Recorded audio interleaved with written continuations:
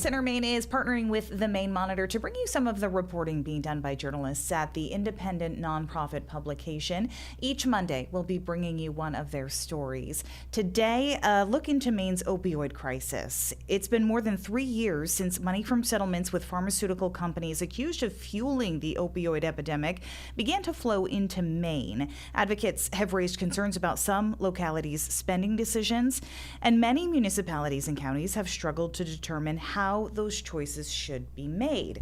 So Emily Bader joins us now from the Maine-Monitor to talk about this $2.5 million resource center designed to help these local governments spend the money more appropriately. Thanks for being with us. Let's talk about this resource center. What exactly is it designed to do?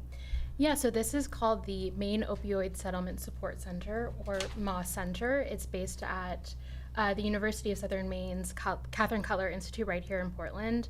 And it was launched last summer by with funding from the Attorney General's bucket of opioid settlement money. And it's designed to help the local government spend their shares of their opioid settlement money appropriately and maintain data on where it's going. And why was this necessary? So this is a huge bucket of money. It's $261 million coming in over nearly 2 decades.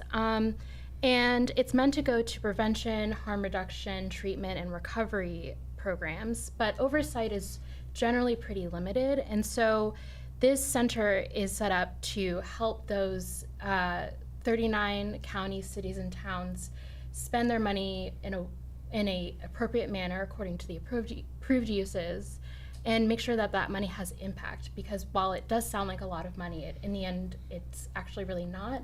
And so it's important that it's spent wisely. What has it accomplished so far?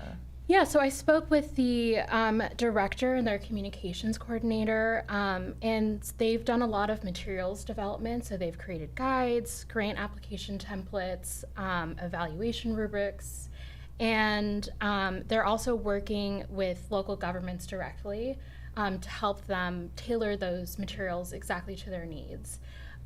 So, for example, in Franklin County, they had an opioid settlement committee last year that they actually dissolved, and then a few months later, when they restarted it, they brought in the MOS Center to help them out.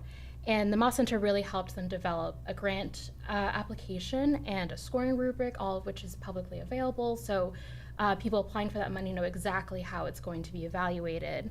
And so far, the MOS Center has assisted with more than 100 requests for technical information assistance from local governments.